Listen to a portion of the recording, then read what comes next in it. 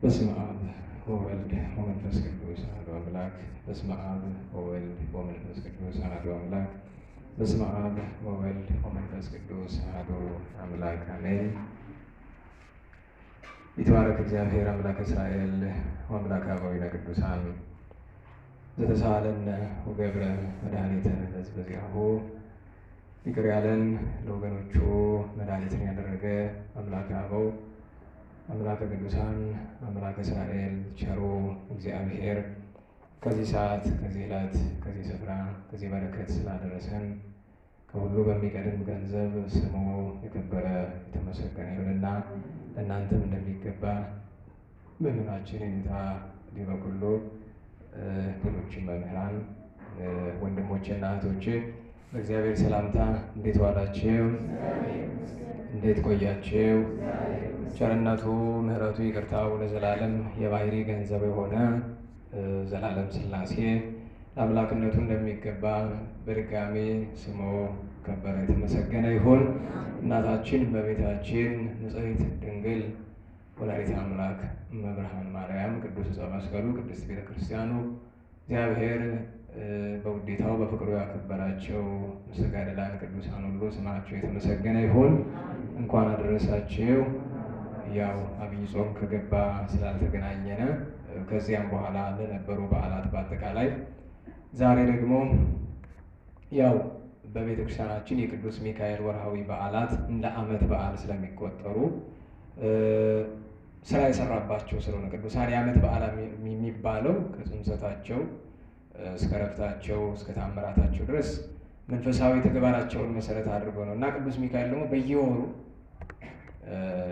የሰራውን ስራ ምክንያት አድርገን ስለሆነ እንድናከብረው አባቶቻችን ወበእንተ ዘአዘዙነ መምህራነ ቤተ ክርስቲያን ቅድስት ከመ ንግበር ተዝካረ በዓሉ የሚለው ድርሳነ ሚካኤልና ስንክሳር ለዚያ ነው። ምሳሌ ዛሬ በለዓምን ገስጾ እስራኤል መርገም ሳይሆን በረከት እንዲያገኙ አፉን ከፍቶ ፊቱን ጸፍቶ በለዓም ትንቢት እንዲናገር ያደረገበት መታሰቢያ ይደረጋል። ከዚያ ውጪ ዛሬ ትኩረታችን የሚሆነው የአባታችን የቅዱስ ድሜጥሮስ ተካሌ ወይም ዓመታዊ የታምራት በዓሉ ነው። ከዛ ውጪ ብዙዎቻችን ከምናውቃቸው ጻድቃን መካከል አንደኛው አቡነ ሳሙኤል ዘዋልድባ የዋልድባው አቡነ ሳሙኤል ዛሬ ልደታቸው ነው። ስለዚህ ለአቡነ ሳሙኤልም ለቅዱስ ሚካኤልም ለቅዱስ ድሜጥሮስም በጾም ውስጥ ላለው ለዕለተ ምኩራብም ማለት ነው ለሁሉም ትምህርታችን ርዕሱ ዜና ቅዱስ ድሜጥሮስ የሚል ይሆናል። የቅዱስ ድሜጥሮስ ዜና በሚል እዚህ ሰንበት ትምህርት ቤት በሕይወቴ ካሉኝ ትዝታዎች መካከል አንዱ ትልቁን ስፍራ የሚይዘው በጣም የሚታወቁ ቅዱሳን አሉ። ምናልባት ነባሮቹ በጣም ረጅም ዘመን እዚህ ሰንበት ትምህርት ቤት ኖራችሁ እዚህ ሰንበት ትምህርት ቤት ተማሪ ሆኖ ቅዱስ ድሜጥሮስን የማያውቅ አይገኝም። አሁን ያላችሁ ታውቁ እንደሆነ እርግጠኛ አይደለሁም። ምክንያቱም እንዳረሳው ያደረገኝ እኛ ቅዱስ ድሜጥሮስን በብዙ ስም እናውቀዋለን በቤተ ክርስቲያን። እዚህ ሰንበት ትምህርት ቤት ግን ሁሉም ነባር ሰንበት ተማሪ 1980ዎቹ አጋማሽ ሁለተኛ አጋማሽ ላይ 1990ዎቹ ሰንበት ተማሪዎች የነበሩ ልጆች ቅዱስ ድሜጥሮስን ተካሌ ወይን በሚል ብዙ ጊዜ ስሙ ነው ግን ባልተለመደ ስሙ ነው እዚህ የሚጠራ ሲመስለኝ የቤተ ጉባኤ መምህራን ነግሯቸው ይሆናል። ወየንታ መንክር ወየንታ ሊቀ ሊቃውንት ወይ አንዱ ምሁር ነግሯቸው ሊሆን ይችላል ተካሌ ወይን እና ያ ስም ልቦናዊ ሰርጾ ቀርቶ ዛሬ ከብዙ ስሞቹ ቤተክርስቲያን ስጠራው አብ ንጹሕ ወድንግል መዋኤ ፍትወት ዘጠባይ ነው የምትለው ብፁዕ ሊቀ ጳጳሳት አባ ድሜጥሮስ። ተካሌ ወይን የምትለው ስም ወይ በቤተ ጉባኤ ወይ እዚህ ሰንበት ቤት ካልሆነ በቀር ብዙ አልሰማውምና የቅዱስ ድሜጥሮስ ዛሬ በዓመታዊ በዓሉ ዜና ሕይወቱን ባጭር መቼም ተተርኮ ተዘርዝሮ ላይ ያልቅ ይችላል፣ ግን ባጭር እንሞክረው ባለችን ጊዜ። ከዚያ የሚቀድመው ግን ዕለትን ምክንያቱም ቤተክርስቲያን በተለይ ቅዱስ ያሬድ ለእያንዳንዷ ነገር ቢጋር የሰራ አውትላይን የሰራ ያን ተከትለን እንድንማማር ነው። አሁን ዛሬ የምኩራብን ነገር የዘለልኩት ጠዋት ላይ ሁሉም ቤተክርስቲያን ላይ ተሰጥቶ ይሆናል በሚል ነው። ድንገት ግን ወይ ያልተሰጠበት ስፍራ ካለ ወይ ደግሞ እናንተ ቤተክርስቲያን ሳትገኙ አርፍዳችሁ ሳትማሩ ቀርታችሁ ከሆነ ምኩራብ ምንድን ነው ለሚለው አጭር ነገር እነግራለሁ። ምኩራብ ቤተ ጸሎት ነው። የአይሁድ ቤተ ጸሎት ነው። ምኩራብና መቅደስ አይቀላቀሉም። ምኩራብ ቤተ ጸሎት ነው። መቅደስ በዓለም በብሉይ ኪዳን ከአንድ በቀር ሌላ የለም። ምኩራብ ግን ብዙ ነው። ምኩራብ አይሁድ እስራኤላውያን በሄዱበት ስፍራ በመርኮም ይሁን በስደትም ይሁን በረሃብም ይሁን በተለያየ ችግርም ይሁን ሀገራቸውን ለቀው በሄዱበት ስፍራ እንኳን ቤተ ምኩራብ ነበራቸው። ምኩራብ የሚለውን አንዳንድ ሰዎች መስጊድ ብለው ተርጉመውታል። ያልቀና ተረጓጎም ይመስላል። ምኩራብ ቤተ ጸሎት ነው፣ መስጊድ አይባልም። በእርግጥ ክርስቶስ መድኃኔ ዓለም በምኩራብ ቤተ ጉባኤን በመቅደስ ቤተ ክርስቲያንን ከተካ በኋላ በእርግጥም አይሁድ አሁን ተሰብስበው የሚሰበሰቡበት ከመስጊድ ያልተናነሰ ቤተ ጣዖት ስለሆነ አባባሉ ላይነቀፍም ይችላል። ስለዚህ ምኩራብ ቃሉ በራሱ ምኩራብ ማለት ቤተ ጸሎት፣ ቤተ ትምህርት ማለት ነው። ለዛሬ እንወክለው ከተባለ የብሉይ ኪዳኑ ምኩራብ ማለት የዛሬው ቤተ ጉባኤ ነው። በምኩራብ መጻሕፍት ይታተታሉ፣ ትምህርት ይሰጣል፣ ኦሪቱ ነቢያቱ ይተረጎማል። በቤተ ጉባኤም በተመሳሳይ የአዲስ ኪዳኑ የብሉይን መሰረት አድርጎ ይተረጎማል። በምኩራብ ይጸለያል ተሰብስበው እስራኤላውያን በብሉይ ኪዳን ይጸልያል። በአዲስ ኪዳንም ቤተ ጉባኤ ቤተ ጸሎት ናት፣ ቤተ ምሳል ናት። ምክንያቱስ በነግ በሰርክ ቤተ ጉባኤ ጸሎት አይቋረጥም። በተለይ እንደ መንበረ መንግስት ያለ እንደሆነ ደግሞ ስርዓቱ ለየት ያለ የጸና ስርዓተ ጸሎት አለው። ስለዚህ ምኩራብ ማለት እሱ ነው አንደኛ። ከዛ ውጭ የዚህች ዕለት ምኩራብ የመባለ ምክንያቷ ምንድን ነው ብሎ የሚጠይቅ ሰው ካለ በሁለት መንገድ መግለጥ ይቻላል።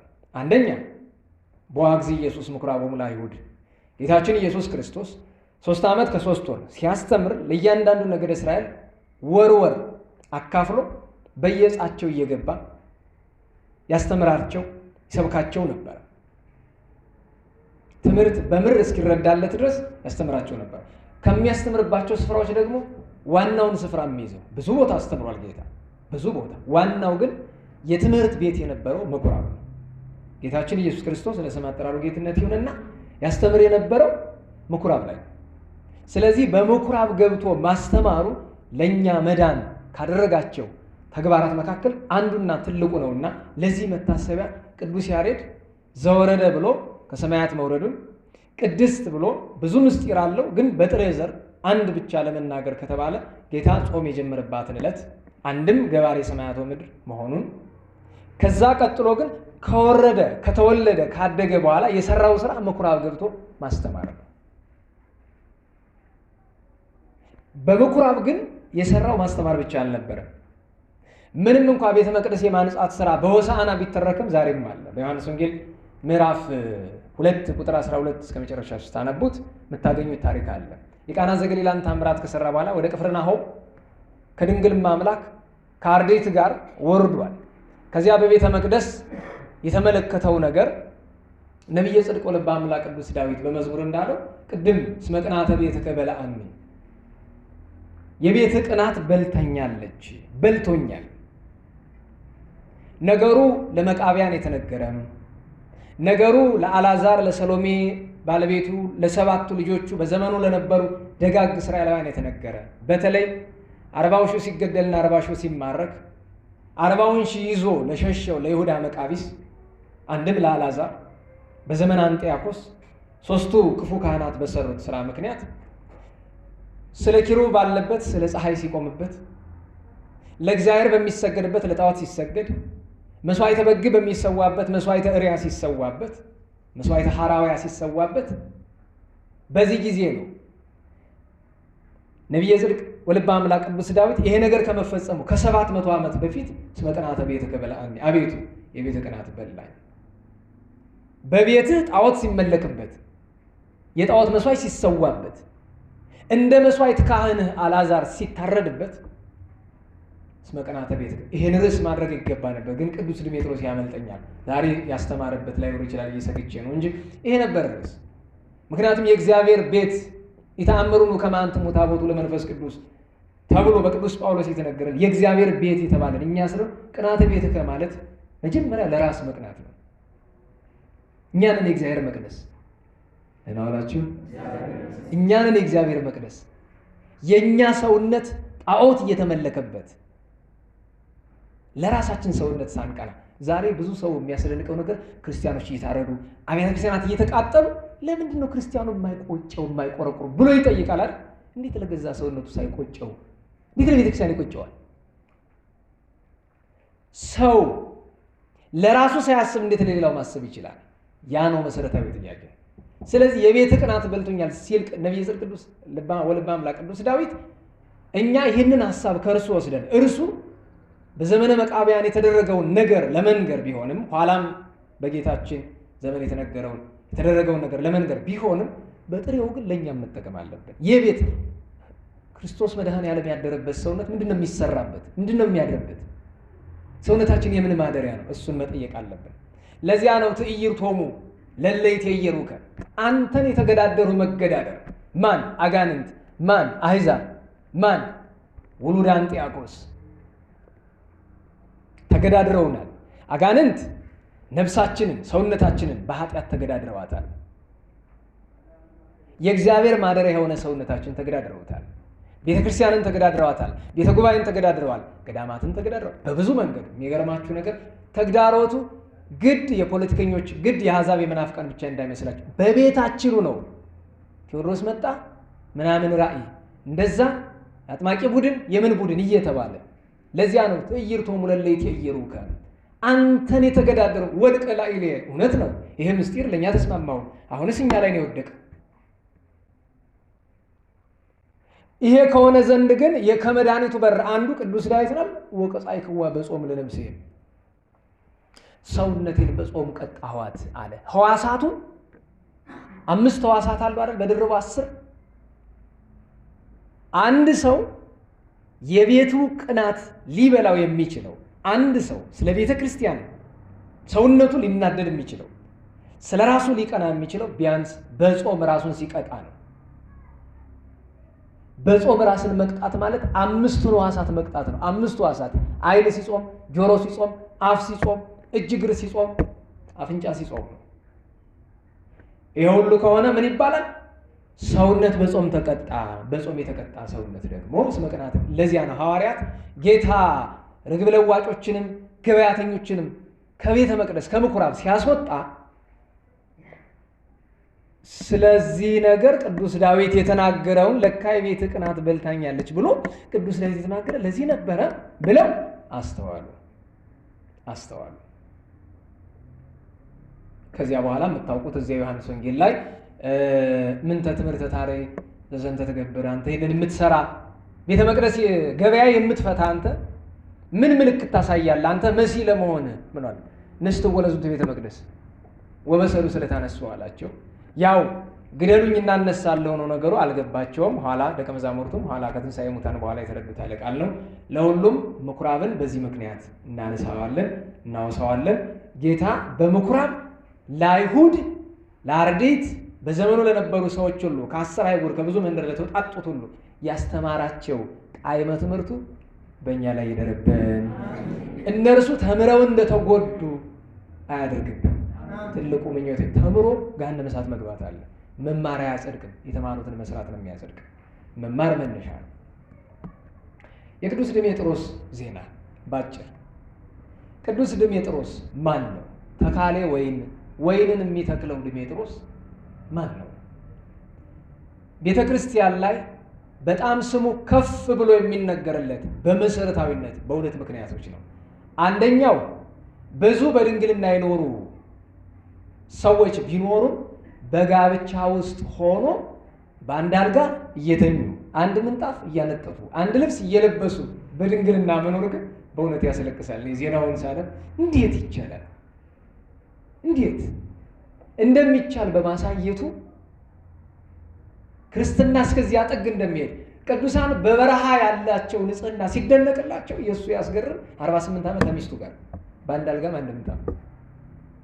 ለካ ሰው በእግዚአብሔር ካመነ መድኃኔዓለም ካደረበት ይሁነኝ ብሎ መጽሐፍ ያለውን በዚያ ቅዱስ ያዕቆብ በመልእክቱ 1:12 ላይ ኩኑ ፍጻሜያነ ሕግ ሕግን የምትፈጽሙ ሆኑ ያለውን ያን ኃይለ ቃል ከተከተል ለካ ጌታችን በማቴዎስ ወንጌል 17 ላይ ወአልቦ ዘይሳነክሙ የሚሳናችሁ የለም ያለው ለካ እውነቱን ነው። የጌታ ኃይለ ቃል ሲነገረን ያልገባን እንደዚህ ነገረ ቅዱሳን የሚያስፈልገው ለዚህ ነው። ልክ አይቻልም። ደህና ዋላችሁ። የክርስትና የሕግ ጫፉ ጠላቶቻችሁን ውደዱ ነው አይደለም? ነው አይደለም? ጠላት የሚወድ ይኖራል? አሁን ሊኖር ይችል ይሆናል። አበው ምን ይላል? ሁልጊዜ ደጋግሜ ስል ትሰሙኝ ይሆናል። እዚህ ዓለም 3 አይነት ሰዎች አሉ። እንደ ሰይጣን የሚኖሩ፣ እንደ ሰው የሚኖሩ፣ እንደ ክርስቲያን የሚኖሩ። እንደ ሰይጣን የሚኖሩት ወዳጆቻቸውን ይጠላሉ። እንደ ሰው የሚኖሩት ወዳጆቻቸውን ይወዳሉ። እንደ ክርስቲያን የሚኖሩት ጠላቶቻቸውን ይወዳሉ። ገብቷችኋል? ለመልስላችሁ። ክርስቲያን ማለት ጠላቱን የሚወድ ነው። አሁን እኔና እናንተ ምንድነን የሚለው መልሱን ከዚህ ነው የምታገኙት። ሞቋችኋል አይደል? ፊትህን ውሃ ከፍከፈ ነው። አንተ ደግሞ እሱ ጋር ትደገፍበት። እንኳን ተደጋግፋችሁ እንደውም ሙቀቱ በደንብ ነው የሚያስተኛ። በዛ ላይ ደግሞ ጎበዞች ናቸው ብዙዎቻችሁ። ማህሌት ስለምታድሩ ሰዓታቱ ማህሌቱ ለጥ ብለን እንቅልፍልሽ ይላል። እንደውም ልተኛ ነኝ አለችኝ አንዷ በሰንበት ቀን ላይ። ምን ነው ስላት 10 ሰዓት እኮ ነው የተነሳሁት። ሴት ልጅ ፖትሮ ነው 10 ሰዓት በኋላ አተኛም፣ ነውር ነው። ሴትና ካህን እኮ አይተኛም ሌሊት። በይ እንዳተኝ ብዬ እንቅልፍ እንዳተኛ አድርጊያት ቆየሁኝ። እና ማህሌት የቆሙት ሳያንጎላችሁ እናንተ ቤት አድራችሁ ብታንጎላችሁ ችግር ነው። ደግሞ ትምህርት እየተሰጠ ማንጎላችሁ አይ ትምህርት ሰልችቶናል ማለት ነው። ደግሞ በስንት ጊዜ መጥቼ አይዟችሁ አልቆጣም። ዛሬ ተግሳጹን አለፍኩት እኮ አይደል? ቀስ ብዬ ተግሳጽ ያለበት ትምህርት የቅድሙ ነው። እዚህ በኋላ ቁጣ የለም፣ ታሪክ ነው። እግዚአብሔር ካመጣው ግን አይቀርላችሁ እና ይቻላል ብሎ ስላሳየን ነው። እና ክርስቲያን መሆናችንን መለካት ከፈለግን ጠላቱን የሚወድ ምንድን ነው? እንዴት ዋላችሁ? ጠላቱን የሚወድ ምንድን ነው? ክርስቲያን ነው። ወዳጁን የሚወድ ማን ነው? ሰው ነው። ወዳጁን የሚጠላ ስሙን አትጥሩት፣ ተውት፣ ጸላኢ ነው።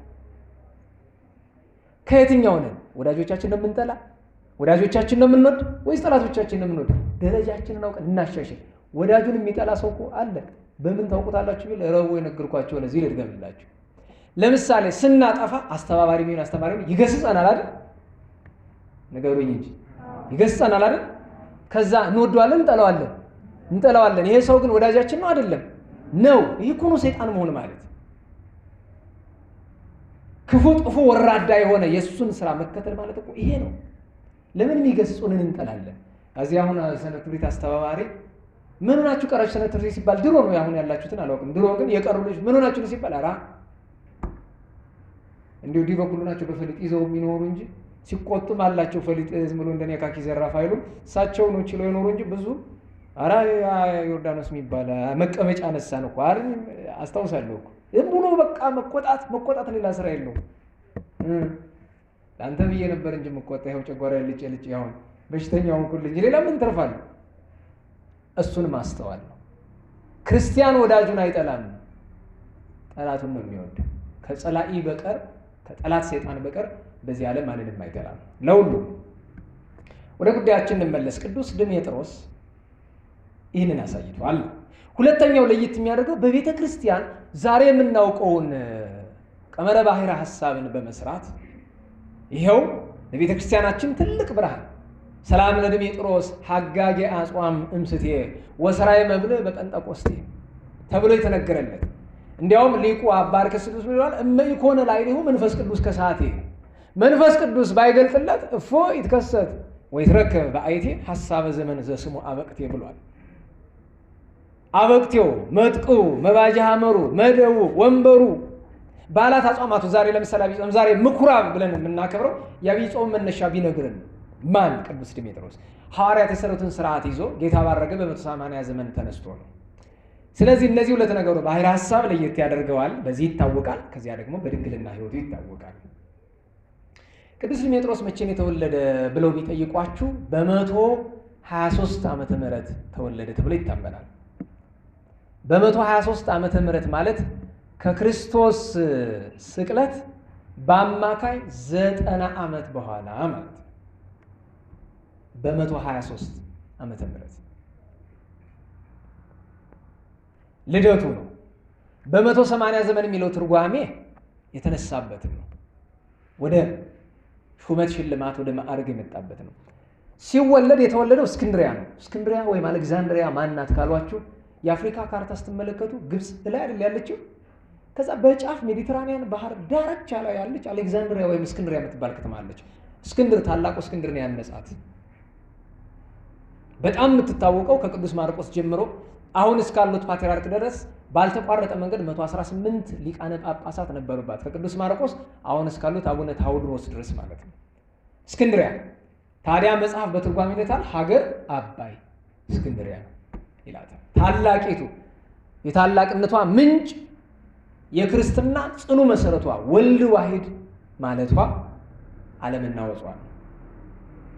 እኛ እኮ ጥንት ማርቆስ አባቴ እስክንድሪያ እናቴ የነበረ የምንል ድሮ እንዳሁን መንበረ ጵጵስና ራሳችንን ሳንችል ማለት ነው። በዚያ በእስክንድሪያ አርማስቆስ እና ደማስቆስ የሚባሉ ሁለት ወንድማማቾች ነበሩ። አርማስቆስ ድሜጥሮስ የሚባል ልጅ ወለደ። ደማስቆስ ልዕልተ ወይን የምትባል ልጅ ወለደ። ሁለት ወንድማማቾች አርማስቆስ እና ደማስቆስ ደጎች ናቸው፣ ክርስቲያኖች ናቸው። ግን ዘመኑ ዘመነ አጸባ ነው፣ የመከራ ዘመን ነው። ክርስቲያኖች ተፈጅተው መከራ ላይ ነበሩ እና እንግዲህ በትርጓሜና በስንክሳር ይለውጣል። አርማስቆስ ቀደመ ወይስ ደማስቆስ ቀደመ? ማንም ቅደም አያስጨንቅም፣ አንዱን ይዘን እንሄዳለን። አስቀድሞ የድሜጥሮስ አባት ሞተ ይላል የባሕረ ሐሳብ አብነት። ስንክሳር የእርሷን ያስቀድማል። ቅዱስ ድሜጥሮስ አባቱ አርማስቆስ ሲሞትበት አሳዳጊ ስላልነበረው ከአጎቱ ዘንድ ሄዶ ከደማስቆስ ጋር አደገ። ከደማስቆስ ጋር ሲያድግ ደማስቆስ ልጅ አለችው ልዕልተ ወይን የምትባል። አብረው አደጉ። አብረው ሲያድጉ ግን ትልቅ ነገር ነበራቸው። የወንድምና የእህት ፍቅር፣ መንፈሳዊ ትጋት ነበራቸው። ደህና ዋላችሁ? ልብ በሉ። እየሰማችሁኝ ነው? በጣም ነው የሚያስፈራ ሙቀት ያለበት ጉባኤ፣ በጣም ነው የሚያስፈራ። ለደግነቱ ተነጣጥላችሁ እንደ ኮሮናው ትእዛዝ በሚመስል መንገድ ተነጣጥላችሁ ስለተቀመጣችሁ ሙቀቱም ይቀንስላችኋል። እኔም እናንተን ፊት የማይታየኝ ፊት የለም፣ ሁሉም ፊት ይታየኛል። እና ትንሽ እንደዚህ ብትሉ ያው እንቅልፍ የማያመጣ መድኃኒት ሰጣችኋለሁ። እሱም ማንበርከክ። ደግነቱ ተንበርከኮ የሚተኛ አለ። በነገራችን ቤተክርስቲያን ስግዱ ሲባል ሰግዶ በዛው ቅዳሴውን የሚጨርስ ሰው አለ እኮ አይደል? በዛው ገጥሞኝ ያውቃል። አልፈርድ እግዚአብሔር እኮ እንዳንፈርድ በምንፈርድባት በሰፈሩት መስፈሪያ መሰፈር አለ አይደል? በዚያቸው የሆነ ቀን እንደሰገዱ በዚያው ለካ እንዳልፈርድ ነው ብዬ እና ነቃበሉ ለማለት ነው። ሁለት ነገር ነበራቸው አለን። አንደኛ መንፈሳዊ ፍቅር፣ የወንድምና የእህት ፍቅር ነበራቸው። ሁለተኛ መንፈሳዊ ልምምድ ነበራቸውና ሁለቱም ንጽህና ወዳጆች፣ ቅድስና አፍቃሪዎች ሆኑ። ኋላ ጊዜ ደረሰና ልዕልተ ወይን እድሜዋ ወደ 12 አካባቢ ሲደርስ ደማስቆስም የተፈጥሮ ስርዓት ሆነና ሞተ። ከመሞቱ በፊት ግን ተናዘዘ። ኑዛዜ ምን አለ? ልጄን ልዕልተ ወይንም ከ15 ዓመት በላይ ሳታገባ እንዳታቆዩት፣ 15 ዓመት ሳይሞላት እንዳታገቧት ብሎ ተናዘዘ። አረፈ፣ ቀበሩት። ልክ 15 ዓመት ሲሞላት ኑዛዜውን የተቀበለው የአካባቢው ሰው ቤተሰቡ ቤተዘመዱ ተጨነቀ። ሊያጋባት ብሎ ባል ቢፈልግ የለም። ያን ጊዜ እሷ 15 ዓመት ሲሞላት ድሜጥሮስ 17 ዓመቱ ነበር። ለእሱ 17 ለእሱ 15 ዓመታቸው ነበር። ጨነቃቸው። እንዳያጋቧት እሷን የሚያገባ ክርስቲያን ጠፋ። ለምን? ዘመኑ ምዕመናን በመከራ ምክንያት ያለቁበት ነበረ። በነገራችሁ ላይ ድንግልና ያላትና ድንግልና የሌለው በቤተክርስቲያን ጋብቻ አይፈቀድም። የተፈቀደ በዛ ዘመን ለዘመን አጸባ ለመከራው ዘመን የተፈቀደው። ክርስቲያኖች አለቁ። ማን ከማን ይጋባ? ስለዚህ ከአሕዛብ ከሚጋቡ ያለውና የሌላት እንኳን ያለውና የሌላት ወንድምና እስከ መጋባት ደርሰዋል። ያንን ይዘህ ዛሬ ወድጃታለሁ ወድጄዋለሁ ብለህ ድንግልና ያለውና የሌለው ይጋባል። ተገቢ ነገር አይደለም። ድንግልናዋን የጠበቀች ድንግልናውን ከጠበቀ ጋር አይጥምም። ሌላ ነገር ካየ ሰው ጋር በእርግጥ እንደዚህ ሆኖ ገብቶ ጋብቻው ሊሳካ እግዚአብሔር ሊባርከው ይችላል። እኔ ስርዓቱን እናስቀድም በሚል ነው። ይኸው ፍትሐ ነገሥት መምህር በጻ ጽፈው አሳትመዋል። ፍትሐ ነገሥት ለእናንተ ለእኔ በሚሆን አማርኛ ማለት ነው። ምክንያቱም ዋናውን ፍትሐ ነገሥት መረዳት ስለማትችሉ ይኸው ከዚህ በኋላ የቤተ ክርስቲያንን ስርዓት ማወቅ ስትፈልጉ ፍትሐ ነገሥት ምን አለ አይደል የሚል ርዕሱ ምን አለ ብላችሁ መጽሐፍ ገለጥ እያደረጋችሁ ማንበብ ነው።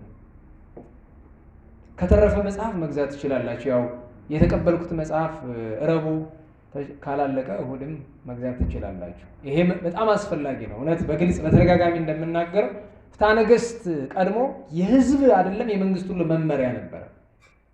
ፍትሐ ነገሥትስ ምን አለ ነበር የሚባል ለምን ነገር ዛሬ ሊቃውንት ካልሆኑ የሚጠቅሰው ሰው እንኳን የለም። ስለዚህ ድንግል ከድንግል ድንግሊቱ ከድንግሉ ነበረ መጋባት የነበረባቸው። ምክንያቱም ቅዱስ ጳውሎስም ድንግልን ያገባ መልካምን አደረገ ብሏል። አማራጭ ካልጠፋ በቀር ድንግልና ያለውና የሌለው አይጋባም። አማራጭ ካልጠፋ ያውም ቢቻል በሊቀ ጳጳስ ካልሆነ በካህን ተፈቅዶ ነው እንጂ ዝም ብሎ በራስ ፈቃድ ያለውና የሌለው አይጋባም። ያን ጊዜ ግን ጭንቅ ሆነ። እንኳን ድንግልና ያለው የሌለውም ጠፋ። ስለዚህ ምን ያርጉ? ንጻ ነፍስ ከሚፈርስ ንጻ ስጋ ይፍረሳሉ። ይገባችኋል ምን ማለት እንደሆነ? ደህና ዋላችሁ? ዛሬ ደስ ይምደክማል። እንዴት ዋላችሁ? እኔ ያው እንግዲህ እንደዚህ እያልኩ በመጨቃጨቅ ነው የምታወቀው። እንዴት ዋላችሁ ነው በየ3 ደቂቃው እንድትነቁ ፈጣሪንም ስናመሰግን ረድኤተ እግዚአብሔር ስለሚመጣ ነው። ንጻ ነፍስ ከሚፈርስ ንጻ ስጋ ይፍረስ። ንጻ ነፍስ ፈረሰ ማለት ከእምነት ውጭ ማግባት የነፍስ ንጽህናን ያፈርሰዋል። ያ ማለት ክህደት ነው። ንጻ ስጋ ፈረሰ ማለት በሕግ የተጻፈው ዘመድ ከዘመድ አይጋባ የሚለው ተጣሰ። ሁለቱም ኃጢአት ነው፣ ግን የከፋው ንጻ ነፍስ ማፍረሱ ነው። ስለዚህ በግድ ብለው አጋቡት። ምክንያቱም በዛ ዘመን የወላጅን ፈቃድ መጣስ በጣም ከበረ። አክብር አባከ ወእመከ የሚለው ሕግ በጣም ይጠበቅ ነበር። ዛሬ የምታውቁት ነው። ልጅ በራሱ በገዛ ፈቃዱ ነው የሚሄደው። ተጋቡ፣ ተክሊል ተደረሰ፣ ስጋውን ደሙን ተቀበሉ። ኋላ ያ ሁሉ ቀላል ነው፣ ችግር የለውም ነበረ። ኋላ ግን ልማደ ብእሲ ወብእሲት የሴትና የወንድ ልማድ ያድርሱ ብሎ ጫጉላ ጎጆ ውስጥ አስገብተው ዘግተውባቸው ሄዱ። ጭንቆ የዛን ሰዓት መጣ። አብረው እንዳይተኙ 2 ነገር ይከለክላቸዋል። አንደኛው ተዘምዷቸው እህቱ ናታ፣ የስጋ እህቱ። ሁለተኛው የውስጥ የንጽህና ፍላጎታቸው ይከለክላቸዋል። ልክ ግን ጫጉላ ቤት እንደገቡ ቅድስት ልዕልተ ወይን ተናገረችው። አንተ ወንድሜ አለችው። አቤት እህቴ፣ እኔን ነው ወይስ ዝምድናችንን ንቀህ ነው አግባት ሲሉ እሺ ያልክ አለችው። እንዲህ ያለ አቅም ያለው ሰው ያስፈልጋል። ለሁሉ ተሸናፊ መሆን ያስፈልጋል። ለምን? አይ እህቴ፣ አንቺንም ዝምድናውንም አልናቅኩም እና ታዲያ ምን ብለህ አገባኝ? እህትህ እኮ ነኝ ስትለው፣ አይ እንዲህ ብላቸው ኑሮ አንቺን ለአረማዊ እኔን ለአረማዊት ያጋቡናል። ስለዚህ እነሱ ባልና ሚስት ብለውናል፣ እኔና አንቺ ግን ወንድምና እህት ነን። ምን ችግር አለው? በቃ ኋላ ልጅ እንዳልወለድን ሲያውቁ ሌላ ችግር ይመጣስ? ችግር የለውም። መጀመሪያ ሕፃናት ናቸው እድሜያቸው ባይደርስ ነው ይሉናል። ኋላ ደግሞ ይህ መካን ሆኑ ብሎ ያዝኑልናል። ሌላ ነገር የለውም ማለት ተስማሙ። እሺ አለችው። ንጽህናውን ይዘን እንኖራል። ይቺ ኃይለ ቃል ከሰማይ ቅዱስ ሚካኤልን ሳበች። እግዚአብሔር ቅዱስ ሚካኤልን ላከላቸው። በዚያች ምሽት ጸሎት አድርገው ሲተኙ ቅዱስ ሚካኤል ቁርጥ ልባቸውን፣ በነገራቸው ላይ ክርስቲያን ምን ይባላል? ክርስቲያን ጥቡ ልቡና። አባ ጊዮርጊስና አፄ ልብነ ድንግል ጥቡ ልቤ በፍቅርኪ ማርያም እግዝእቴ እመቤቴ፣ ልቤ በአንቺ ፍቅር የጨከነ ነው ይላሉ። አሁን ብዙዎቻችን እመቤታችን እንወዳታለን፣ ቸሮ መድኃኔዓለም እንወደዋለን እንላለን አይደለም? የአፍ ነው፣ ተግሳጽ ነው አይደለም? እውነት ነው፣ የአፍ ነው። ቸሮ መድኃኔዓለም የሚወድ ሰው በቀደም እንታ ሲያስተምር እስቲ ያለቀሰ ሰው አለ? እኔ በዜና ነው የሰማው። ጥንት ነበር በ1995 እንዲህ ያለ ትምህርት ሰምቻለሁና ያ ትዝ ብሎኛል። በዚህ እያለፍኩኝ ስሰማ እንዴት ያለ ትምህርት ሊሆን እንደሚችል መገመት አያቅትም። ስራ ቸኩዬ እየሄድኩኝ ግን ዜማውንም ሰማሁኝ። ኋላም አንድ ሰው መጥቶ እንዴት ያለ ትምህርት እንደነበረ ነገረኝ። ያ ነው የመድኃኔ ዓለም ፍቅር ማለት ሕማሙ ሞቱ ሲነገር የቸሩ መድኃኔ ዓለም ቀላል እኮ መለኪያ አለ። ዲያቆናት ቅዳሴ ዮሐንስ አፈወርቅ ውስጥ ቀድሱ ዲያቆኑ ሰራዩ ምን ብሎ ነው የሚያዝ? በከይዎ ወላህዎ ለታፈቅርዎ ቸሩ መድኃኔ ዓለም ትወዱታላችሁ? ከወደዳችሁትስ እስቲ አልቅሱ ነው እኮ። እስቲ አልቅሱ ወዮ በሉ ይላል ራሱ ዮሐንስ አፈወርቅ። እንባውን እንደ ጅረት እያወረደ ነበር እሱ ወዮ እያለ እባካችሁ አብራችሁኝ ያልቅሱ ይላል።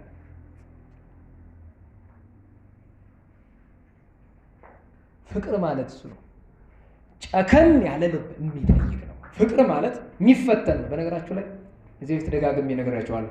ቅዱሳን ጸጋ የሚሰጣቸው ፈተናውን ካለፉ በኋላ ነው። ብዙ ጊዜ የእግዚአብሔር ፍቅርና የእመቤታችን ፍቅር እኛ ላይ መኖሩ የሚለካው የፈተናዋ ቀን ነው። ያቺ ውሳኔ የምትጠይቀው ቀን ጌታ ተናግሮልህ ከኔ ይልቅ አባቱን እናቱን እህቱን ወንድሙን የሚወድ ኧረ እንደ እናት አባት ፍቅር ይቅርና ከዚህ ዓለም ፍቅር አንጻር እንኳን ብንመለከተው ከዚህ ዓለም ፍቅር የመድኃኔ ዓለም ፍቅር እንደሚበልጥ የምታውቁባት ቀን ትመጣለች። እያንዳንዳችን ተፈትነን ከጸጋ እግዚአብሔር የምንለይበት ወይም ጸጋ እግዚአብሔር የምናገኝበት ቀን ይመጣል። ያቺ ቁርጥ ልቦናቸውን አብነት አድርጎ ከሰማይ ቅዱስ ሚካኤል መጣና መሃላቸው ሶስተኛ ሆኖ ተኛ። አንዲት ጠባብ አልጋ ናት። ደግሞ የዛች የቤቷ ክፋት መቼም ክፋት ሳይባልም ደግናትን በቅድስና በተጋድሎ ኑረውባታል። ክፉስ አትባልም ቤቷ። ግን አስቸጋሪነቷን እንበለው። አንደኛ አንዲት አልጋ ብቻ ነው ያላት። የምትነጠፈው በታችም አንዲት ናት። በላይ የምትለበሰውም አንዲት ናት። ለማንኛው ትሆናለች? መቼም ሌሊት አልጋ ላይ አብራችሁ ስተኙ። መቼም ጠባብ አልጋ ተኝታችሁ ታውቁ ይሆናል አይደለም? እኔ አሁን ለምሳሌ ቀድሞ እዚያ አብዬ ጊዜ ያደኩበት አካባቢ አንድ ቤት የምንተኛበት 2 አልጋ ነው ያለው። አብረን የምንተኛው በአጠቃላይ 5 ነን እና አንዱ ጉልበተኛ ነው። አንዱን አልጋ ለብቻው ይተኛበታል፣ አንዱን ደግሞ ለ4 እንተኛበታለን። አመፃ ነው፣ ከባድ ነው በእውነቱ።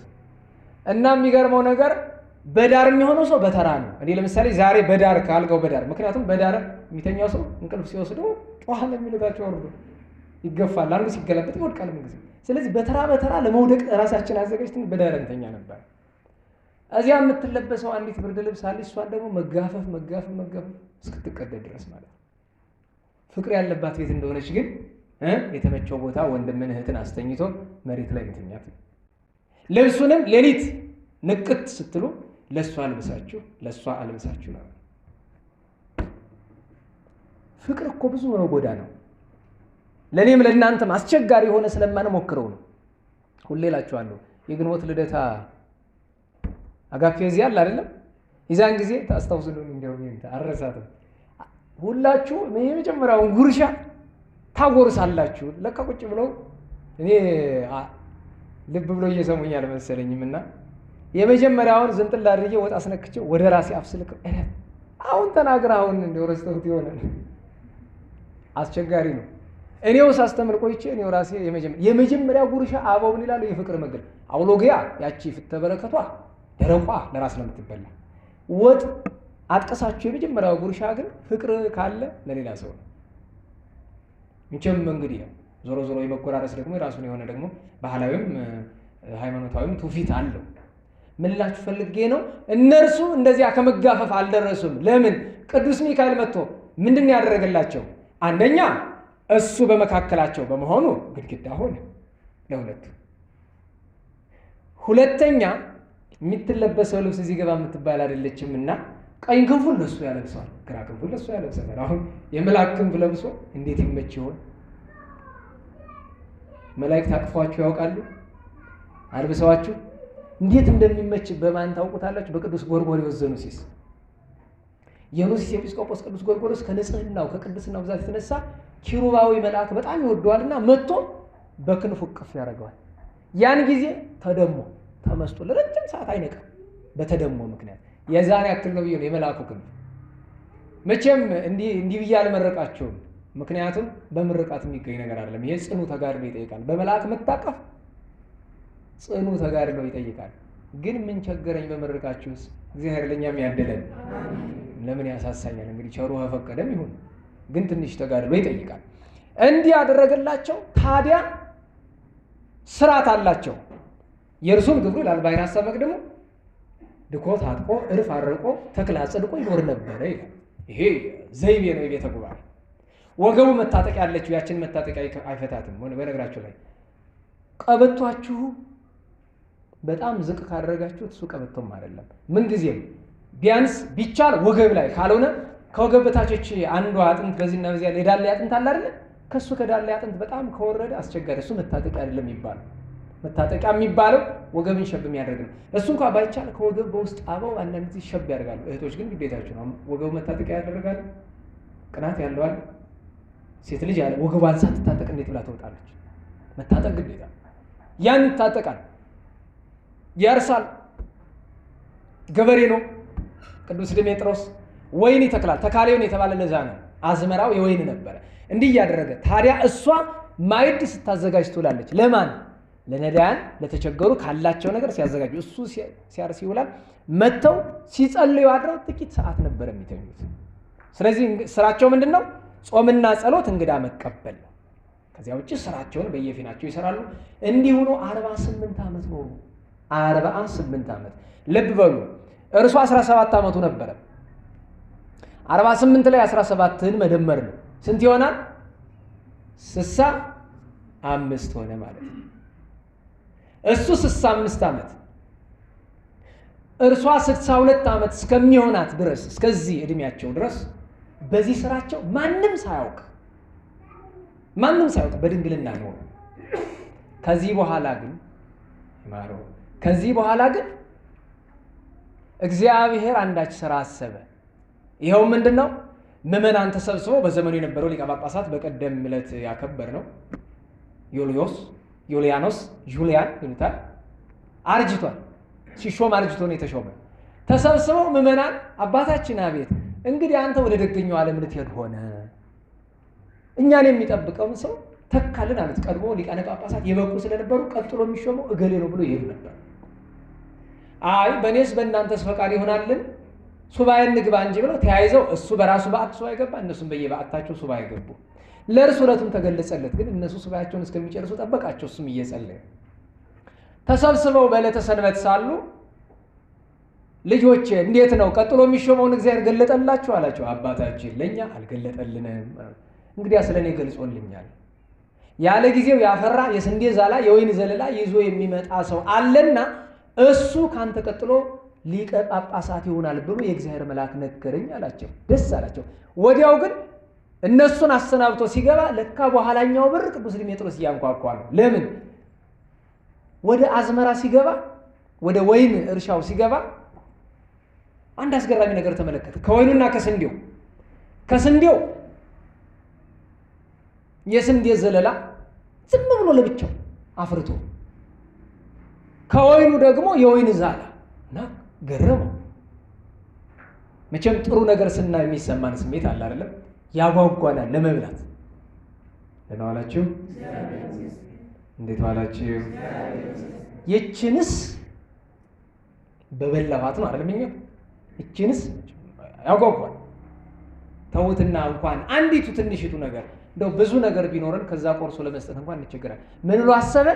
ይችንስ አለ። በዛ ዘመን ጳጳሳት ይወደዱ ነበር። ዛሬ ቂጣ በልተን አፋችን ከፍተን ሊቃነ ጳጳሳት እንደምንነቅፋቸው ሳይሆን እኔን ጨምሮ እንደምንነቅፋቸው ሳይሆን የቀድሞ ሰው ሊቃነ ጳጳሳትን ካህናትን በጣም ያከብር ነበር፣ በጣም ይወዳቸው ነበር። የበቅሎ ኮቲ ስም ነበረ። በበቅሎ የሚቀመጡ ጳጳሳትና ሊቃነ ካህናት ስለነበሩ ደጎቹ ሊቃነ ካህናት ሲባል እንደ አይሁድ እንዳታስቡ። ታዲያ ይችንስ አለ ለሊቀ ጳጳሳቱ ለአባቴ ለቅዱስ ዮልያኖስ ለአባ ዮልያኖስ ወስጄ በረከት በተቀበልሁባት፣ ግን አለ በልቡ አይ ያለ ባለቤቴ ፈቃድ አይሆንም ብሎ ወስዶ ለሌሊቱ እንኪማቴ ግሩም እኮ ነው እግዚአብሔር እንዲህ ያለ ነገር ሰጠን ብሎ ሰጣት። አስቦታል፣ ግን አልነገራትም። ወንድሜ ይሄ እኮ ለእኔና ለአንተ አይገባም፣ ለሊቀ ጳጳሳቱ ነው የሚገባ አለችው። በፈቃድ እግዚአብሔር ባልና ሚስት ከስንት ምንጭ ይቀዳሉ? ከስንት? ዛሬስ ዛሬ መርመር እንታውቁት ነው። ከአንድ ምንጭ በፈቃድ እግዚአብሔር የባልና ሚስት ሀሳብ ባልና ሚስት በገጠር ሲያወሩ ሊለው የነበረውን ቀደምከኝ ይባባላሉ ይባላል፣ እንሰማለን። ገጥሞኝ ያውቃል። ከተማ ደግሞ ታውቁት ነው። ስለ ጋብቻ ገና በነገራችሁ ላይ በቀደም እየተነጋገርኩ ነበር። እዚህ የወንታዲ በኩልም አሉ። ስለ ጋብቻ እንደገና ኮርስ መሰጠት አለበት። እንደገና በ1996 ነው የመጨረሻው የጋብቻ ኮርስ ነው የማስታውሰው በጉባኤ ደረጃ። እናንተ ውስጥ ነባሮቹ ብዙ ወስዳችኋል። እኔ እንኳን 2 ዙር እንደሰጠው አስታውሳለሁ። ኦርቶዶክሳዊ ጾታ ትምህርት በጣም ያስፈልጋል። ለምን ብትሉ በተክሊል የሚጋባ ሁሉ እየተፋታ ተቸግረናል። መምህር ሰሎሞን ጋር የተጫወትን ወንድሜ ያለኛ ቤት ኧረ እባክህ እንዲሆነ ትምህርት ይናዘጋጅ ስነ ትምህርት ምንድን ስለው እሁድ ተጋብተው እኮ ሐሙስ ተፋቱ የሆኑ ሰዎች አለ። እሁድ በተክሊል ተጋብተው ሐሙስ ገረመ አልኩት። በጣም እንጂ አለ። እኔ ጧት ተክሊል አስደረሰው እሁድ ጧት ከሰዓት የተፋቱ አውቃለሁ አልኩት። እዚሁ ጎንደር ከተማ 8 ሰዓት ላይ ተክሊሉ 3 ሰዓት ቀን አልቆ 8 ሰዓት ላይ ተፋተዋል። ታምር ነው አይደል? ታምር እንበለው እንጂ ሌላ ምን እንለዋለን? አይጣል ነው እኮ። የጋብቻን ክብር የማያውቅ ሰው በጣም ብዙ ችግር እየፈጠረ ነው። እና እንዲያው የጋብቻ ነገር እግረ መንገዱ ስቶ ከተነሳ ብዬ ነው ለሁሉም ሁለቱ ሀሳባቸው አንድ ሆነ። በንጹህ ሞዳ አድርጋ እንካ ወስደ በረከት ተቀበላለችው። እርሱ ከህዝቡ ጋር ሲነጋገር ለካ ቅዱስ ዲሜጥሮስ ጀርባ ቆሟል። አንኳኳ። ኑ በሉ ህዝቡ ተመለሱ ብሎ ለደቀ መዝሙር አስጠርቶ ቅዱስ ዲሜጥሮስን እጁን ይዞ ይኸው መልአከ እግዚአብሔር ነገረኝ ያልኳችሁ ስለዚህ ሰው ነው፣ ይቀመጥ በወንበሬና ሀገር በከንፈሬ እሱን ተክቼላችኋለሁ አለና ተመልሶ ወደ ቤቱ ገብቶ ታመመ። በ3ኛው ቀን አረፈ። ያም ማለት በዚህ በወራ መጋቢት ማለት ነው። በወራ መጋቢት በ8ኛው ቀን አረፈ። ከዚያ እሱን ቀብረው ተመልሰው ወንበር ጦም አያድርምና ተሾምልን አሉት። አንተ ነህ።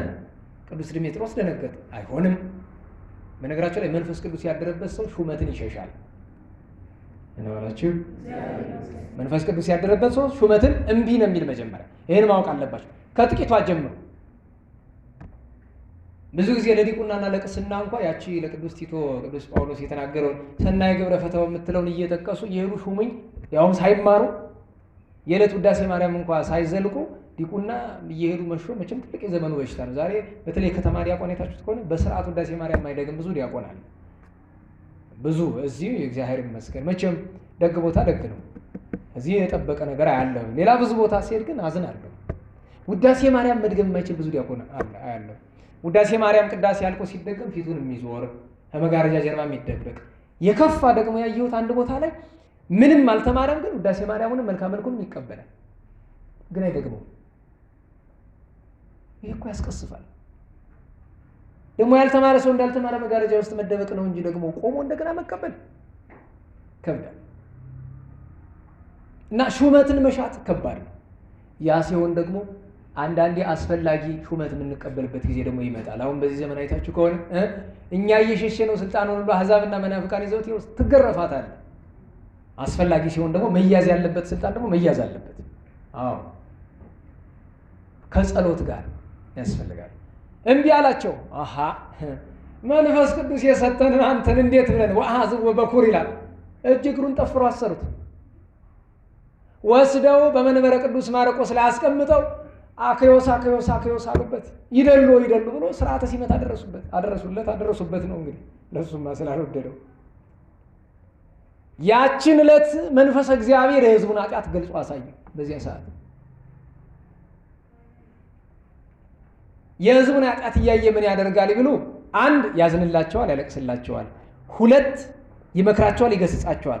3 እንዳይቀሰፉ ከስጋው ደግሞ ያርቃቸዋል። እና ቅዳሴ ሲቀድስም ሆነ ሌሎች ካህናት ሲቀድሱ ያልበቃ ሰው ማለት ንስሐ ያልገባ ሰው ሲመጣ አንተ አትቆርብም፣ ለራሱ ነው በሹክሹክታ አንተ ንስሐ ግባ፣ አንተ ተቀበል፣ አንተ በቅተሃል ቁረብ፣ አንተ አልበቃህም አትቁረብ አላቸው። በዚህ ምክንያት እሱ ትንሽ ትልቅ ደሃ ሀብታም ባለስልጣን ተራሱ አይለይም። ምክንያቱም መምህር ማለት እንደዚህ ነው። አንዳንዴ እናያለን አይደለም? ደሃውን እንገስጸውና ሀብታሙን አንገታችን ደፍተንለት እናልፋለን። ይሄ መደሊው መሆን ነው፣ ግብዝ መሆን ነው። ዮሐንስ አፈወርቅ ቅዱሱ ዛሬ ወርሃዊ በዓሉ ነው። ትልቅ የሚደነቅበት ነገር ያለ ቅዱስ ዮሐንስ አፈወርቅ ትልቅ ትንሽ የለም። የእግዚአብሔር እውነት በሁሉም ላይ እኩል ነው። ንጉሥ ስለሆነ አናልፈውም ነው የቅዱስ ዮሐንስ አፈወርቅ ስርዓቱ የእግዚአብሔር። ትልልቆቹ ተቀየሙና ከዚያ አበይተ እስክንድርያ መከሩበት። ምን ብለው? አይ ወትሮንም እኮ የተሳሳትን እኛ ነን። በእስክንድርያ መንበር ላይ ሚስት ያለችው ሰው ተሾሞ አያውቅም። እኛንን ሚስት ያለችው ሹመን እዚህ ዳ ይገባል። እሱ በማይገባው ሚስቱ ጋር እያደረ እኛን እንዲህ ይለናል እያሉ አሙት፣ ጠሉት። ዛሬ ሊቃነ ጳጳሳትን እንደምናማቸው ማለት ነው። እንደ ገሌ የሚባል ጳጳስ ልጅ ያለው፣ ገሌ የሚባል ጳጳስ ህንፃ አለው፣ መኪና አለው ይባላል አይደል? ሊኖር ይችላል። ግን ደግሞ አንዲት ጥሩ ጥያቄ አለች። ደህና ዋላችሁ? ኧረ እንዴት ዋላችሁ? ደከማችሁ? መድረክ ነው የሰረከኝ እንዳይቃ ነው የወሰድኩ ያለሁት። አዘግይቶ ነው የሰጠኝ። እንግዲህ እንዴት ሆናል? ቻሉት። ሳልዘልቀው መቼም አልተወውም፣ ግን እየጨረስኩ ነው። አንዲት ጥሩ ምሳሌ ልስጣችሁ። ቅዱስ ይምርሃነ ክርስቶስ የሚባል የኢትዮጵያ ንጉሥ ታውቃላችሁ? ታውቃላችሁ? ጥሩ ካህን ነው፣ ንጉሥ ነው። ቅዱስ ይምርሃነ ክርስቶስ ዛሬ ለኢትዮጵያ የሚያስፈልጋት እንደሱ ያለ ነው። ካህኑ ነው ጠቅላይ ሚኒስትር፣ ካህኑ ነው ከንቲባ፣ ካህኑ ነው አስተዳዳሪ፣ ካህኑ ነው የቀበሌ የበላይ መሪ መሆን ይችላል።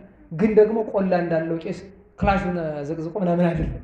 ስርዓቱን የጠበቀ ሆኖ ችግር የለውም። ስርዓቱን ጠብቆ ስርዓት ታነገስታለ አይጨንቅም ነበሩ አባቶቻችን። እና አንድ ቀን ቅዱስ ሩፋኤል ከሰማይ ህብስት ሰማያዊ፣ ጽዋ ሰማያዊ ይዞ ይወርዳል። ማን ያህል? አንድ ባህታዊ ባህር ውስጥ ሰጥሞ የሚጸልይ ከባህር ሲጸልይ ቆይቶ ቀና ቢል ቅዱስ ሩፋኤል አይ ጌታዬ ዛሬ ክብሬን አመጣህልኝ ብሎ ለሱ መስሎታል። ቅዱስ ሩፋኤል ወይድ ላንተ አይደለም። እና ለማን ነው? ለንጉሱ ለይምርሃነ ክርስቶስ። ባህታዊ ተበሳጨ። ቆይ እንጂ ወዳጄ የእግዚአብሔር መልአክ እግዚአብሔር የሚያገለግለውን አላወቀም ማለት ነው። እኔ 40 ዘመን እዚህ ተደፍቼ እየጸለይኩኝ ከሚስቱን አቅፎ ለሚያድር ንጉስ ህብስት ያወርዳልን አለው። ምን አለ? ሚስቱን አቅፎ ለሚያድር። ቅዱስ ሩፋኤል መልስ ብሎን አለ አይተሃል አለ። እናውላችሁ ምን አለው? ዛሬ ሊቃነ ጳጳሳትን፣ ካህናትን፣ መምህራን እናማለን አይደል? አይተናል። ያነው ጥያቄ ያየነው ይኖራል በግልጽ ለምሳሌ ምንፍቅና ያለባቸው አንዳንድ ኮተት ያየነው ይኖራል። ግን ብዙዎቻችን አፋችን እንደለመደ ሁሉ ሊቃነ ጳጳሳት ሁሉ ናበው እንጨረግዳለን። አይተሃል ወይ ነው ጥያቄ። ከዚያ እነርሱ አሙት፣ ጠሉት። ከዚያ በምን እንሻረው እያሉ ሲያስቡ አንድ ነገር መጣላቸው። አይ መጀመሪያ ላይ አንድ ነገር ብሏቸዋል። ተሾም ሲሉት አየለም ጻድቁ በተቀመጠበት ወንበር እኔ ኃጢአተኛ ሰው፣ ጻድቅ ዮልያኖስ በተቀመጠበት ወንበር እኔ ኃጢአተኛው አልቀመጥም አለ። እሱ ግን ኃጢአተኛ አይደለም፣ ስለ ትሕትና ነው። ድንግሉ በተቀመጠበት እኔ ሕጋዊ አልቀመጥም አለ። ግን እውነት ለመናገር እሱ ድንግል ነው። ሶስተኛዋ ግን ትክክል ናት። ምሁሩ በተቀመጠበት ወንበር እኔ ጨዋው ያልተማርኩት አልቀመጥም አለ። እቺ ትክክል ናት። ምክንያቱም አልተማረም፣ ገበሬ ነው። ግን ዳዊት ይደግማል። በነገራቸው የቀድሞ ዘመን ጨዋ ማለት ዳዊት ደጋሚ ጨዋ ነው። ምክንያቱም ሊቅ የሚያሰኘው ማዕረግ ከፍ ያለ ነው። ዛሬ መድረክ ወጥቶ የሚለፈልፈው ሁሉ አስተማሪ እንደሚባልበት ዘመን አይደለም ብዬ ነው። እና ይችን ምክንያት ያዙና አሃ ለካ ያልተማረ ነው፣ እርክ ቀላል አይደለም፣ እንፈትነው። ፈተናውን ሲወድቅ አንተ ለዚህ አትመጥንም ብለን ሌላ ሰውን ሾምበታለን ብሎ አበይተ እስክንድርያ ተሰብስበው መጡና ህዝቡን ሰበሰቡ ለማዋረድ ነው። አባታችን አሉት አቤት። ቀድሞ ሊቀ ጳጳሳቱ ዮልያኖስ አንቀጸ አባግ አንቀጸ ብፁዓን ማለትም የማቴዎስ ወንጌል ምዕራፍ 5 ጀምሮ ያለው አንብቦ ተርጉሞ አመስጥሮ ይነግረን ነበረ። አንተም አንብበ ተርጉሞ አመስጥረ ንገረን አሉት። የለም አልተማረውም፣ አልችለውም እንዲላቸው ነው የፈለጉት። ግን የነሱ ኃይለ ቃል ገና ካፋቸው ስትመጣ ሊቀ ነቢያት ቅዱስ ሙሴ ከሰማይ ተልኮ መጣ። ቅዱስ ሚካኤል ሊቀ ነቢያት ቅዱስ ሙሴ በረድኤት እሱ ላይ አደረ። ሊቀ ነቢያት ቅዱስ ሙሴ አፉን አፍ አንደበቱን አንደበት አድርጎ አንቀጸ አባግን አንቀጸ ብፁዓንን ቀድሞ ቅዱስ ዮልያኖስ ከተረጎመው በላይ አትቶ አስፍቶ ምስጢሩን ሀተታውን ነገራቸውና ገርሟቸው ይሄ ገበሬ ወዴት ተማረው ብሎ አድንቀው ተመልሰው አፍረው ሄደዋል። የሚገርማቸው ቅዱስ ሙሴ ወደ ሰማይ ሲመለስ ሲያረግ ግን ብሉዩን ሐዲሱን አሳድሮበት ነው ሄደው። ስለዚህ በዚያች ቅጽበት ቅዱስ ድሜጥሮስ ምን ሆነ? መጋቤ ብሉይ ወሐዲስ ሆኖ ቁጭ እዚያው ላይ የትርጓሜ መምህር ሆነ እዚያው ላይ ሊቅ ሆነ። እንዲህ ያለ ኖረ። ወደ ታሪኩ መጨረሻ እንምጣ። እንዲህ ያለ በጵጵስናው ረጅም ዓመታት ኖረና ህዝቡ ግን ከማማት አልተቆጠውምና መጋቢት 12 ቀን ከመድረሱ በፊት ቅዱስ ሚካኤል ተገለጸለት። ድሜጥሮስ አለው አቤት፣ አንተ ግን የሕዝቡ እረኛ ነህ አለው። ጌታዬ ሆይ እግዚአብሔርማ ነህ ብሎኛል። አዎ ምን ነው አለው። አይ መልካም እረኛ አንተ የምታደርገውን አያደርግም። አንተ እየተጠቀምክ ሕዝብ እየተጎዳ ነው። ጌታ ምን አለ በወንጌል? መልካም እረኛ ራሱን ለበጎቹ ቤዛ አድርጎ ይሰጣል ብሏል። አንተ ጽድቅ ቅድስናን እየጨመርክ ሕዝቡ አንተን እያሙ እየተጎዱ ነው። ክስት ሎሙ ክብረከ፣ ክብርን ግለጽላቸው። ዛሃሎ ማእከሌከ ወማእከለ ብእሲትከ ከመ ይትሃቦሉ ሕዝበ እንቲአከ፣ አንተን ሕዝቡ እያሙ እየተጎዱ ነውና በአንተና በሷ መካከል ያለውን ምስጢረ ድንግልና ግለጥላቸዋለሁ። ልብ በሉ አባቶቻችን ክብራቸው ምን ያህል እንደሚደብቁ። እንግዲህ እሺ ብሎ ታዘዘ። ዕለቱ ዕለተ ሰንበት ነበረ። ወሩ መጋቢት፣ ቀኑ 12ኛው ነበረ። ሕዝቡን ሁሉ ሲጠራቸው አስቀድሞ አንዳንድ ሸክም እንጨት እያያዛችሁ ሰብስቦ በሉ ብሎ ነበርና በእስክንድርያ ባለው መንበረ ፓትርያርክ ፊት ለፊት ላይ እንጨቱን አስከመረው፣ እንደ ዳመራ አደረገው። ከዚያ ቅዳሴ ገባ። ልብሰ ተክህኖውን ለብሶ ማዕጠንተ ወርቁን ይዞ ቅዳሴ ገባ። ቅዳሴውን ሲጨርስ ሕዝቡን ደቀ መዝሙሩን ልኮ እንዳትበተኑ በላቸው አለ። ሕዝቡ ይጠብቃሉ። ምንድን ነው? ከዚያ ልክ ሲወጣ ሚስቱ ቅድስት ልዕልት በመቋሚያ አንስት በሴቶች መቋሚያ ነበረችና ነይ ብሎ አስመጣት፣ አስቆማት። እሳቱን ሄዶ ወጣና እሳቱ ላይ አቃጥሉት አላቸው። ተርከፍክፎበታል፣ የሚያቃጥል ነገር፣ የሚያነድ ነገር። ደጎቹ ምዕመናን ኧረ እንዴት አባታችን አንተን የመሰለ እረኛ እንዴት ይቃጠልብናል አሉ። ሌሎቹ ግን እሰይ እሰይ በዚህ ልንገላገለው ነው አሉ። ቃሉን አብነት አድርገው ቃሉን መሰረት አድርገው አቃጠሉት። ከዚያ ሲነድ ቆየ። ኋላ ማዕጠንቱን ይዞ እየወጣ እየገባ ከሰዓቱ ነበልባሉ አልቆ ፍም እስከሚጥል ድረስ ተቃጠለ። ግን ምንም አልሆነም። ግማሹ ሕዝብ እጹብ የእግዚአብሔር ቸርነት ሲሉ፣ የተወሰኑት ደግሞ ይሄ ሰው ተቃጥሎ ሞተልን ስንል እንደገና ተረፈ ብለው ተናደዱ። አይ ወይኔ ጌታዬ፣ እነዚህኞቹ ገና ልባቸው አልተመለሰም ብሎ ሚስቱን ነይ ቅረቢ አላትና ፍሙን በእጁ እየታፈነ ከአጽፏ ላይ ያደረገላት። አቀፈችው እንዲያደርጋ እሳቱን ፍሙን፣ እሱም ከአጽፉ ላይ አደረገ። ከዚያ ጸለየ፣ እሷም ጸለየች፣ እሱም ጸለየ። ይሄን ጊዜ ግን መልአከ እግዚአብሔር ረዳውና እነዚያ ያሙት የጠሉትም ይሄማ በእውነት ከእግዚአብሔር ቢሆን ነው እንጂ ሰውስ እንዲህ ማድረግ አይቻለውም በእውነት ብለው ቀርበው ሰገዱለት። ኦ አቡነ አይዳአነ በእንተ ምንት ኮነ ዝንቱ ኩሉ፣ አባታችን ይህ ሁሉ ስለምንድን ነው የሆነ? እስቲ ያስረዳል። ልጆቼ እኔ ይህንን ያደረግኩት እንግዲህ እሳት የሚያቀፍ ከከወይን እሳት የደረሰን ውዳሴ ከንቱ ስብሐት ብጡል ፈልጌ አይደለም፣ እግዚአብሔር አስገድዶኝ። እናንተ እያማችሁ እየተጎዳችሁ ነው። እኔና እሷ ባልና ሚስት እንመስላችኋለን። አይደለንም። እህቴ ናት፣ ወንድሟ ነኝ። 48 ዓመት በአንድ አልጋ እየተኛን አንድ ምንጣፍ እያነጠፍን አንድ ልብስ እየለበስን በድንግልና ኑረናለን። የእግዚአብሔር መልአክ ይከድነናል፣ ይጋርደናል። እናንተ አታውቁም። እኔስ እስከምሞት ልገልጠው አልወደድኩም፣ ግን የእግዚአብሔር መልአክ አስገድደኝ። በጣም ገረማቸው፣ በጣም አዘኑ። ያን ጊዜ ከፊቱ ወድቆ ኦ አቡነ ስረይ ለነ ይቅር በለን ብለው አለቀሱ የእስክንድርያ ሰዎች። አይ ይሄ እኮ ከእናንተ አይደለም ከሰይጣን ነው ብሎ እስከዚያ ድረስ ኑዛዜ አልነበረም። ይፍታ ነበረ፣ ኑዛዜ ግን አልነበረም። ክርስቶስ ባረገ በ180 ዘመን ኑዛዜ ተሰራ። ክርስቶስ ያረገ በ34 ነው። ከ34 ላይ 200 ብትጨምሩበት 234 ይሆናል። ከዚያ ላይ መቀነስ ነው እንግዲህ 20 ስንት ይሆናል? 214። በ214ኛው ዓመት ኑዛዜ ተሰራ። ዛሬ ካህናት ሲናዙ ምንድን ነው? ይፍታ፣ ይድግ፣ ያንጽህ፣ ይቀድስ ወያስተስሪ እግዚእነ አምላክነ ወመድኃኒነ ኢየሱስ ክርስቶስ የሚለውን የጀመረው ቅዱስ ድሜጥሮስ ነው ይባላል በቤተክርስቲያን ትውፊት። እንዲህ ብሎ ናዟቸዋል፣ ፈቷቸው። ይሄ ተአምር የተደረገ መጋቢት 12 ቀን በወዳጁ በቅዱስ ሚካኤል በዓል ቀን ነው። ቅዱስ ድሜጥሮስ በ123 ዓመተ ምህረት ተወለደ። 17 ዓመት ከጋብቻ በፊት 48 ዓመት በጋብቻ ውስጥ በድንግልና በድምሩ 65 ዓመት በፓትርያርክነት 42 ዓመት አገልግሏል። ደምሩና ድረሱበት 107 ዓመት ኖሯል። 42 ዓመት በእስክንድርያ ታሪክ 5 ሊቃነ ጳጳሳት ከ40 በላይ ሄደዋል። 5 ከነዚህ መካከል የመጀመሪያው ከ40 በላይ መሄድ የቻለ ቅዱስ ድሜጥሮስ ነው። የመጨረሻው አቡነ ሽኖዳ ናቸው። 41 ዓመት ነው የኖሩት እሳቸው በፓትርያርክነት 41 ዓመት። የመጀመሪያው ግን ከ40 ዘመን በላይ መቆየት የቻለ ቅዱስ ዲሜጥሮስ ነው። የተሾመ በ188 ዓመተ ምህረት ነው። ያረፈ በ230 ዓመተ ምህረት ነው። ቅዱስ ዲሜጥሮስ ተካሌ ወይም ንጹሕ ድንግል የቤተ ክርስቲያን አባት። ከረጅም ባጭር ከሙሉ በክፍል የቅዱስ ዲሜጥሮስ ታሪክ ነው። ዋናው የቅዱስ ዲሜጥሮስ መገለጫው ግን ቅድም እንደነገርኳችሁ ባሕረ ሐሳብ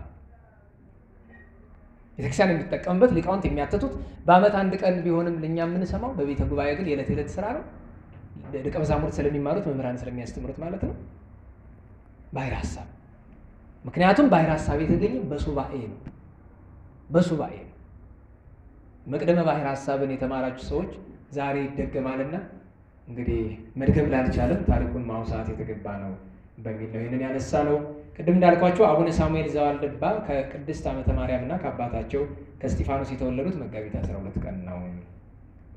ቅዱስ መላዚ እናታችን ቅድስት ልዕልት ወይም ቅዱስ ሚካኤል እናስባለን። የመጨረሻ ማጠቃለያ የማደርገው ዛሬ እንዲህ ያለ በረከት ካገኘን ነገ ደግሞ ትልቅ በረከት ስላለ ነገ የአበው መቃርሳት የሁለቱ ታላላቅ መቃሪዎሶች ዓመታዊ የስደት በዓል ነው። በጣም ቃል ኪዳን ስላለው ነገ ምጽዋት ሳትመጸውቱ እንዳትውሉ በስማቸው አደራ ልላቸው እንዳለው በረከት እንድናገኝ አባቶቻችን በትርጓሜ የምናውቃቸው የአርባ ሐራም በዓል ነው። የቅዱስ ዲሜጥሮስ መተርጎመ መጻሕፍት፣ የቅዱስ ዲዮናስዮስ መተርጎመ መጻሕፍት ዓመታዊ በዓል ነው። ግን መቃርሳቱን አባ መቃርስ ታላቁና መቃርዮስ እስክንድርያዊ ሳናስባቸው በረከት ሳንቀበል እንዳንሆን አደራ ለማለት ነው። ሰዓታችሁን በጣም ተሻማሁኝ፣ ይረዳኛል። ስላዳመጣችሁ እኛ አመሰግናለሁ። ስብሐት ለእግዚአብሔር ልዑል ወለወላዲቱ ድንግል ወለመስቀሉ ክቡር ዕፀ ሣህል አሜን።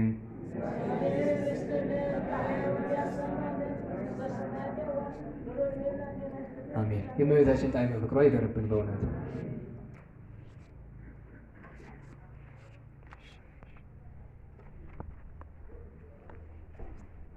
ያስተማሩን ለመክሮ መምህራችን እግዚአብሔር አምላክ ቃለ በረከትን ያሰማልን። በዚህ የሚያገለግሉበት እጅግ ብዙ ጸጋ እጅግ ብዙ ዕድሜ ይስጥልን። በቅዱሳን ሊቃውንት ማዕረግ ያደርስልን።